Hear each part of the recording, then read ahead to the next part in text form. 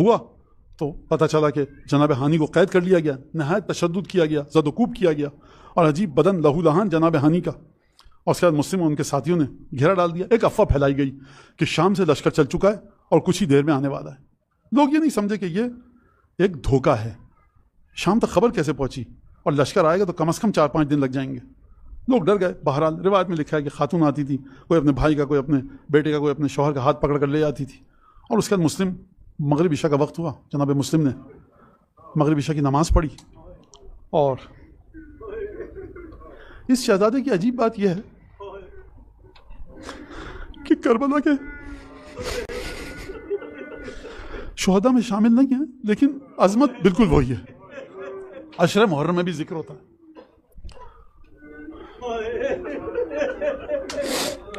अब जब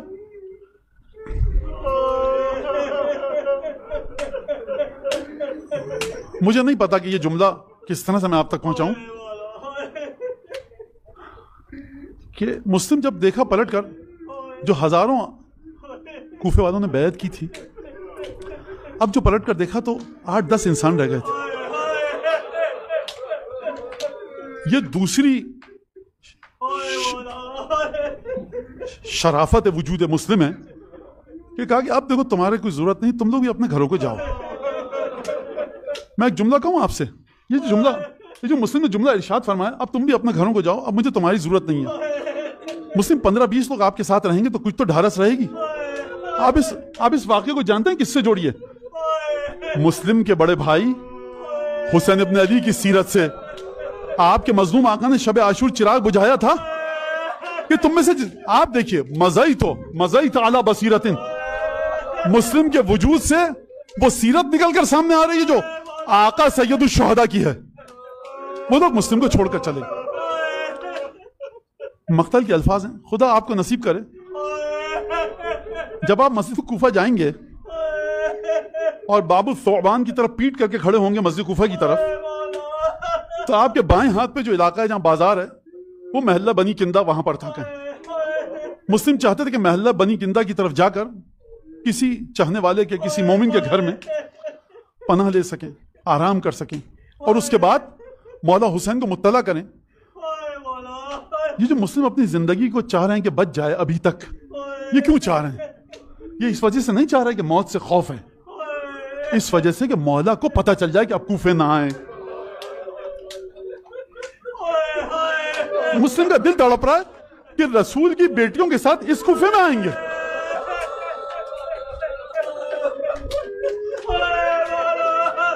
काफी देर जब चलते चलते मुस्लिम थक गए तो मुस्लिम एक घर के चबूतरे के बाहर बैठ गए। ये वही मोमिना है कि जिसका नाम मुस्लिम के नाम के साथ जुड़ा है। और कितनी अजमत वाली बीबी है ये मोमिना बाहर आकर बार बार देख रही थी। बेटा कहिए, दामाद जो था, बहरहाल देर हो चुकी थी, कई दफा आती थी। अब जो उसने दरवाजा खोला, देखा अपने बेटे की राह देखी या दामाद की, देखा एक शख्स बैठा है, मर्द नामहरम।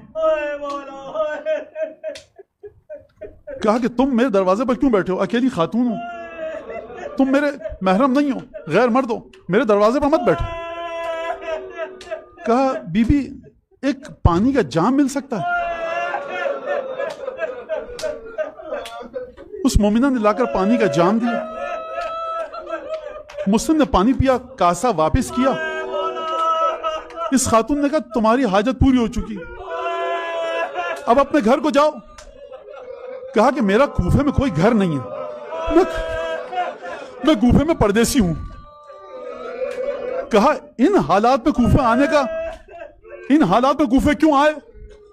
अगर कूफे में घर हो कौन, तारुफ करवाओ।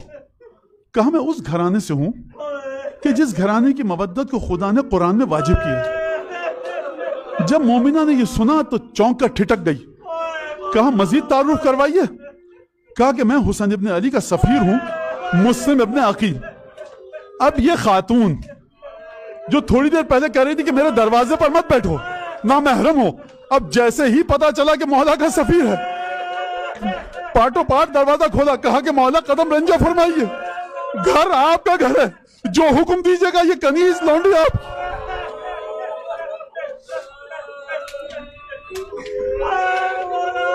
मुस्लिम को एक हुजरे में मकाम दिया, खाना लाकर रखा। ये मोमिना बार बार पूछती थी जाकर कि आका मौला किसी और चीज की जरूरत तो नहीं है। अब जो गई तो देखा मुस्लिम मौजूद है और खाना खान दस्तरखान खाना जू का तू रखा हुआ है। कहा कि आका आपने खाना तनावुल नहीं फरमाया। कहा देखो जब तुम गई थी ना ए ज़ईफ़ा मोमिना तो मलकत नहीं आईना आई, मेरी आंख लग गई। मैंने अपने चचा अली इब्न अबी तालिब को देखा, वो फरमाने मुस्लिम जल्दी आओ हम तुम्हारा इंतजार कर।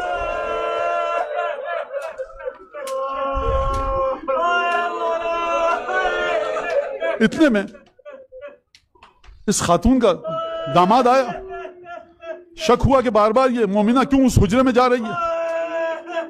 कहा कि तुम बार बार उस हुजरे में क्यों जा रही हो।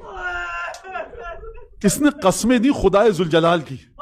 कहा तो मैं कसम देती हूं खुदाए वाहिद की, लम यजल वला यजाल की, उस खुदा की जो कहार है जब्बार है। कसमें दी शदीद किस्म की, अगर बताऊंगी तो किसी को राज को फाश तो नहीं करोगे। कहा कसम खाता हूं बताओ। कहा देखो हमारे मौला का सफीर मौजूद है इस हुजरे में, किसी को बताना मत। इसने कहा अल बेशारा, मैं पूरे शहर में ढूंढता फिर रहा, मुस्लिम के लिए इनाम रखा गया। ये सीधा गया दारुल अमारा में जाकर बताया कि मुस्लिम मेरे घर में छुपा है। अचानक मुस्लिम को घोड़ों की टापों की आवाज आई। ये मोमिना घबराई हुई आई कि मौला गली में हाकिम के सिपाही आ चुके हैं, आपसे दरखास्त है घर से बाहर मत जाइएगा। जानते हैं मुस्लिम ने क्या जवाब दिया। मुस्लिम ने कहा मेरी गैरत गवारा नहीं करेगी कि मेरी वजह से एक मोमिना के घर को या इस मोमिना को नुकसान पहुंचे। मैं कहूंगा ए मुस्लिम इब्ने अकील, अगर शाम गरीबा में जलते हुए खेमों के आप दरमियान होते तो आपके दिल पर क्या गुजरती। एक दफा तलवार सोच का मुकाबला करना शुरू किया। बड़ी अजीब जंग की मुस्लिम ने। गरिबान से सिपाहियों को पकड़ते थे और छत के ऊपर फेंकते थे। मुस्लिम काबू में नहीं आ रहे थे किसी के। अचानक एक अजीब काम किया गया, रस्सियों के गोले बनाए गए, आग लगाई गई और मुस्लिम के बदन पर आग के गोलों के जरिए हमला किया गया। आप समझे कि हुआ क्या। मैं एक जुमला अर्ज करूं। देखिए मुस्लिम अहले बैत में फानी है।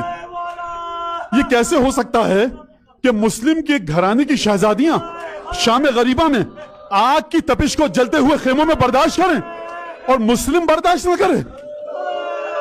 हमला बड़ा शदीद था। कहा कि मुस्लिम तुम्हें अमान है, तलवार रख दो। जैसे मुस्लिम ने जुमला सुना कि अब जंग मत करो हमसे, मुस्लिम ने तलवार रखी। धोखे से गिरफ्तार किया गया। होंठ शहीद हो चुका है, दंदान शहीद है, चेहरा खून में तरबतर है। एक दफा मुश्किल कस के उबैदुल्लाह के सामने लेकर जाएगी। कहा अमीर को सलाम करो। कहा कि मेरा अमीर सिवाय हुसैन के कोई नहीं। गुफ्तगू की गई। मुस्लिम ने बड़े सख्त और शदीद जवाबात दिए हाकिम को। कहा कि तुम जो भी गुफ्तगू, तुम्हें मरना यकीनी है, तुम्हारी मौत की सजा मुअय्यन हो चुकी। कहा हाकिम देखो अगर मुझे मारना चाहते हो 3 वसीयतें हैं मेरी। पहली वसीयत कि मेरे मरने के बाद मेरी लाश की बेहुरमती मत करना, दफन कर देना। दूसरी वसीयत यह है कि मैंने आकर कर्जा लिया था, मेरी जिरा तलवार और साजो सामान बेचकर मेरे कर्जे को अदा करवाना। तीसरी वसीयत यह है कि तुम में से कोई खत लिख दे नवासा रसूल को, क्योंकि मेरा भाई रसूल की बेटियों को लेकर कूफे का इरादा कर चुका है। ये लिख दो अब कूफे में रसूल की बेटियों को लेकर ना है।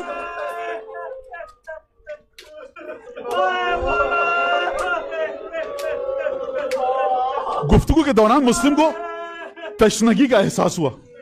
कहा पानी का एक कासा मिल सकता है, जामे आप। जामे आप आया। मुस्लिम ने पीना शुरू किया। जैसे ही होंठों से कासे को लगाया, प्याले में जो पानी था खून से भर गया। मुस्लिम ने कटोरा फेंका, कहा दूसरा पानी लाकर। 3 दफा यह अमल हुआ, मुस्लिम पानी ना पी सके। मुस्लिम ने एक जुमला कहा। मुस्लिम ने यह कहा कि लौ कान रिज़्क़न मक़सूमन लशरबतहू, अगर मेरी किस्मत में पानी पीकर मरना लिखा होता तो मैं पानी पी लेता। मेरी किस्मत में प्यास की मौत है।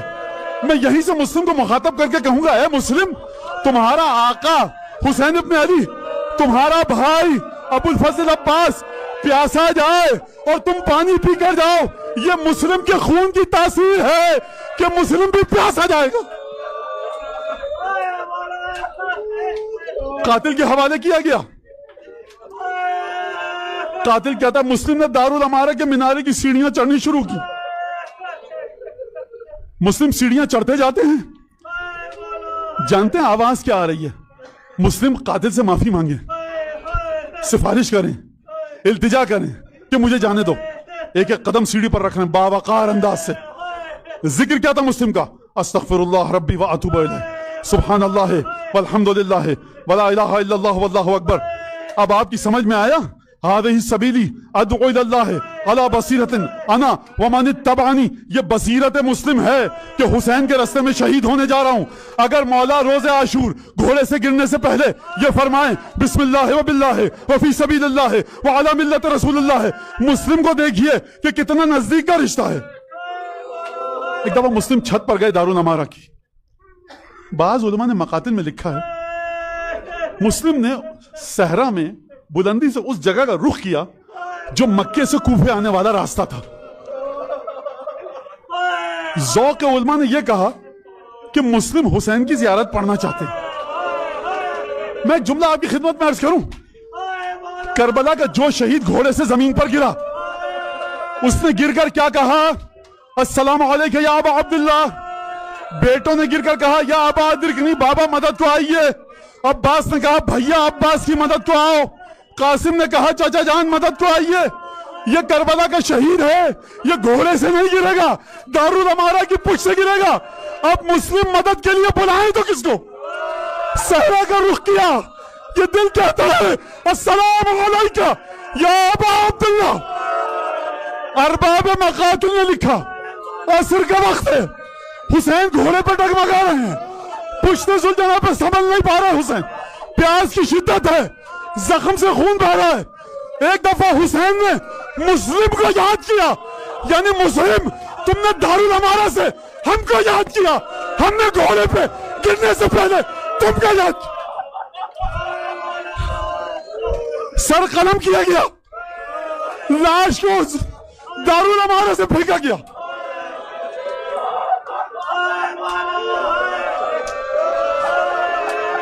रावी कहता है मैंने मुस्लिम के लाशे को दारुल अमारा के दरवाजे से आवेजा देखा, घोड़े पर सवार हुआ, कूफे से निकला, घोड़ा दौड़ाता हुआ गया। मैं जानता था हुसैन मक्के से कूफे आ रहे। रास्ते में कुछ खेमे लगे थे। हुसैन इब्न अली का खेमा कौन सा? बाज मकातिल में वाकया इस तरह से जो मैं बता रहा हूं, कुछ बच्चे खेमे के बाहर मौजूद थे, बच्चे। कई दफा मुस्लिम का खेमा कौन सा है, कहा काम क्या है। कई दफा जब पूछा तो मजबूर हो गया कि जब मैं बाहर निकला हूं कूफे से तो खबर देने आऊं कि मुस्लिम कत्ल कर दिए गए हुसैन के सफर। बच्चे गिरिया करने लगे। एक बच्ची बड़े जोर से चीख कर रोई, कहा ऐशा तूने क्या किया? ये मुस्लिम की बेटी थी, हुसैन इब्न अली बाहर आए। अब आप अपने दिल पर हाथ रखकर बताइए कि भांजी है मुस्लिम की बेटी, हुसैन जैसा मामू, क्या किया होगा? कलेजे से लगाया होगा। यतीमा मुस्लिम ने हुसैन की आगोश में खूब गिरिया किया होगा। रुकैया बहन है, खेमे में गए होंगे, बहन ने भाई के कलेजे से लगकर गिरिया किया होगा। एक दफा जनाब रुकैया ने भाई के चेहरे को देखा होगा, कल्ब को सुकून मिला होगा। मैं कहूंगा ए मुस्लिम की यतीमा, ए मुस्लिम की जोजा, कितनी खुशकिस्मत हो कि हुसैन की आगोश नसीब हुई। एक रुकैया और सकीना थी, जब बाप घोड़े से जमीन पर गिरा तो आगोश तो नसीब ना हुई, शिविर के तमाचे थे। अरे सहरा के